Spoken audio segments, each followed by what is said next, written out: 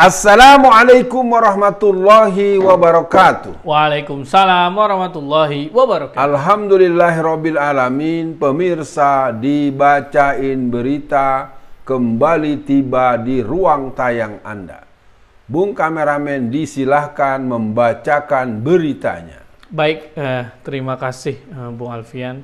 Alhamdulillah kita berjumpa kembali dalam syuting offline atau langsung.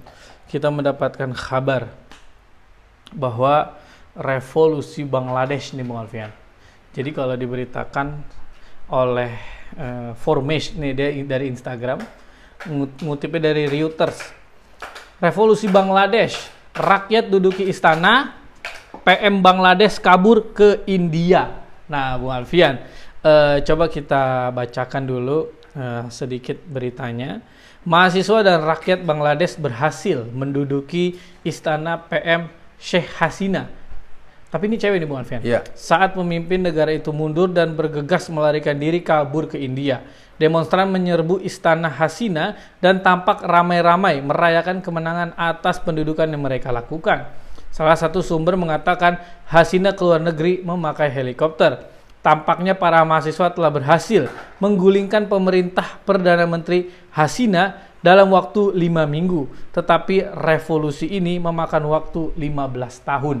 Nah Bu Alfian, apapun yang terjadi di luar negeri, itu biasanya akan berdampak pada negara-negara lain. Baik opini, strategi, dan lain-lain. Tapi mungkin respon awalnya apa nih Bu Alfian? Silakan. Bismillahirrahmanirrahim. Revolusi di Bangladesh yang baru beberapa hari berjalan, yang mewujud setelah beberapa tahun mereka bergerak, 5 pekan ini mereka tanpa henti, dan kemudian terjadi semacam posisi power shift yang mana Sheikh Hasina melarikan diri ke India.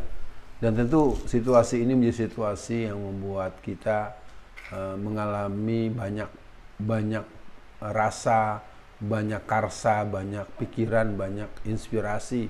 Yang jelas kepada seluruh aktivis pergerakan setanah air, kita harus bisa melihat bahwa situasi ini merupakan satu kode buat kita bahwa kita pun bisa melakukan hal yang sama, bahkan hal yang lebih hebat, yang lebih heroik, yang membuat orang-orang yang semena-mena, orang-orang yang zalim, orang-orang yang semaunya mengurus negara dengan pola dinasti, dengan pola oligarki dan pola-pola tirani, maka mereka akan bersiap menghadapi gelombang masyarakat yang memang sesungguhnya sudah muak dengan berbagai kebijakan yang ujungnya selalu memberatkan, mengecewakan, menyakiti hati dan melukai hati daripada masyarakat. Intinya apa yang sedang terjadi dan sudah terjadi di Bangladesh itu menjadi inspirasi dan menjadi cermin belajar untuk masyarakat Indonesia. Begitu Bung kameramen.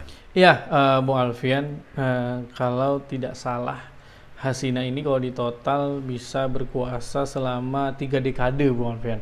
Jadi kan kemarahan warga Bangladesh itu karena ada penyerapan ketenaga kerjaan atau PNS. Nah, PNS itu lebih didahulukan orang-orang yang anaknya veteran, kira-kira gitu. Nah, ini banyak bisa diduga, bukan bisa diduga, maksudnya dari berita, banyak anak-anak veteran itu di partainya si Hasina ini, Bung Alfian. Nah, sebetulnya ini sudah pernah dihapus dulunya, Bung Alfian, tapi entah tahun berapa itu dimunculkan kembali sampai hari ini dan akhirnya meledak. Dan ini orang-orang akhirnya kecewa berat. Nah, Bung Alfian, kalau kita berbicara negara-negara, karena kan masing-masing negara mungkin konfliknya berbeda ya Bung Alfian. Yeah. Kalau di Indonesia sedemo kayak gimana pun itu tidak mempengaruhi Jokowi Bung Alfian. Yeah. Dia tidak akhirnya minta maaf, tidak akhirnya mundur, kabur juga balik lagi gitu. Nah jadi mungkin perlu ada demo yang bikin Jokowi mengundurkan diri dan kabur. Nah mungkin nggak sih Bung Alfian kejadian di Bangladesh itu, demo yang seperti itu bisa terjadi di Indonesia? Nah kalau misalkan mungkin bisa terjadi Bung Alfian, menurut dugaan Bung Alfian, orang kayak Jokowi nih, Jokowi khususnya lah ya, dia akan kabur kemana Bung Alfian? Ke Cina kah? Ke Rusia kah? Atau ke Korea Utara? Atau Bung Alfian punya pandangan lain? Ya, silakan. Apa yang terjadi di Bangladesh, dia merupakan satu hal yang potensial terjadi di negara kita. dan buat seluruh masyarakat saya memberikan juga isyarat buat kita semua bahwasanya mahasiswa secara nasional sudah mengalami tingkat kemarahan dan katakanlah tingkat kegeraman, tingkat kemarahan dan tingkat keinginan untuk membuktikan bahwa mereka tetap ada di masyarakat dalam masa-masa genting seperti ini. Yang pertama itu. Yang kedua, gerakan yang dimotori oleh Komite 100 atau Petisi 100 itu kan juga masih terus bergelora, dan kelompok kami yang diinisiasi oleh Pak Gatot Nurmantio, Bang Anton Permana, dan yang lain-lain termasuk Pak Sutoyo Abadi yang menggunakan nama yang sama dengan segmen yang berbeda, dan gerakan-gerakan yang muak dengan rezim yang bertentangan dengan dasar-dasar konstitusi asli bangsa ini sebetulnya ada dalam posisi yang potensial, dan mereka merata secara nasional, dan itu bisa dilakukan, dan insya Allah akan bisa membuahkan hasil yang bisa memberikan mereka semua bekerja untuk sampai kepada sebuah gerakan revolusi tersebut. Pertanyaan berikut, kemana Jokowi akan melarikan diri? Pilihan terdekat dia akan melarikan dirinya ke Solo atau ke Boyolali, itu yang terdekat ya. Kalau yang agak sedang dan agak jauh sedikit namanya ke Cina. Karena dia mesti akan menghadapkan kepada kakak tua ya, kakak besar kan, itu yang dia katakan di beberapa kesempatan. Nah, kalau dia bergeraknya ke Cina, ya berarti kita akan mengulang kembali perjalanan gerakan-gerakan ketatanegaraan yang memang ternyata diremote atau dikontrol atau dipandu oleh komunis internasional yang ada di Cina pada hari ini, yang juga mereka punya koneksi dengan Korea Utara dan beberapa komunitas atau satuan gerakan yang berhaluan komunis di seluruh dunia. Jadi Jokowi akan melarikan diri ke Cina atau ke negara-negara yang banyak melindungi orang-orang yang semodel dengan pandangan hidup orang ini. Begitu, Bung.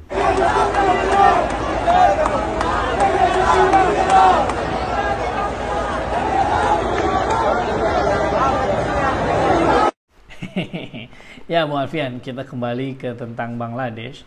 Memang kan yang sangat memicu keras itu dari kalangan mahasiswa, betul Bu Alfian tadi sampaikan. Karena memang kuota PNS itu lebih didahulukan orang-orang partai. Nah ini kan kalau di bahasanya kita lihat sekarang kan, Jokowi kan sudah tampak tidak tahu malu banget Bu Alfian. Kaisangnya lah, Gibrannya lah, bahkan ya bisa dibilang sekarang banyak yang agenda-agenda Prabowo yang sudah dilakukan lah gitu kan, dengan alasan uji coba. Nah tapi mungkin tetap ya Bung Alfian, saya rasa seperti Bung Alfian, Habib Rizik, Habib Ahmad, apalagi dengan tokoh-tokoh yang lain, pasti tidak ingin ya Bung Alfian negara ini rusuh, rusak, atau seperti 98. Itu kan 98 bisa dibilang juga, yakin saya ulama-ulama itu tidak ingin ada kerusuhan sebetulnya. Nah Bung Alfian, mungkin untuk akhir sesi kali ini, dengan adanya guncangan-guncangan di negara-negara luar yang bisa diduga Bangladesh itu banyak juga orang Islamnya, seperti di India walaupun minoritas tapi kan banyak juga orang Islamnya. Apa pesan Bu Alfian agar negara kita tidak hancur seperti itu?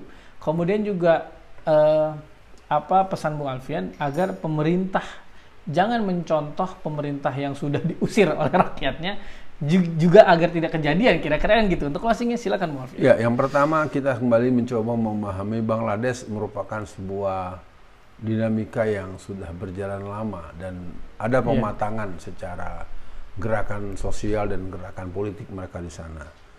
Kita perlu belajar juga di Tunisia yang pernah diawali dengan terbakar atau membakar dirinya seorang pedagang di pasar, yang itu menimbulkan gelombang aksi yang besar.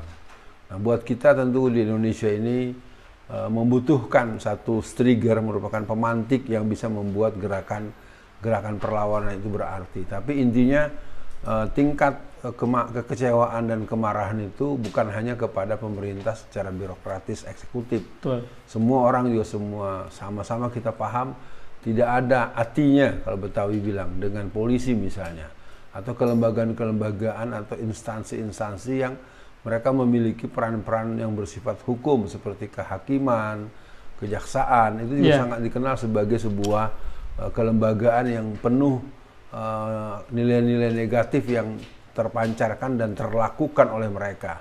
Maka sebagai penegasan di akhir penyampaian pembahasan ini, kita ingin katakan bahwa Indonesia harus tetap ada dengan berbagai situasi yang dihadapi, dan umat Islam, kaum pribumi harus bersatu untuk memikirkan bagaimana Indonesia berdaulat dan mereka tetap menggenggam kuat-kuat atas berkat rahmat Allah Subhanahu wa taala. Dibacain berita, cukup sampai di sini. Assalamualaikum warahmatullahi wabarakatuh.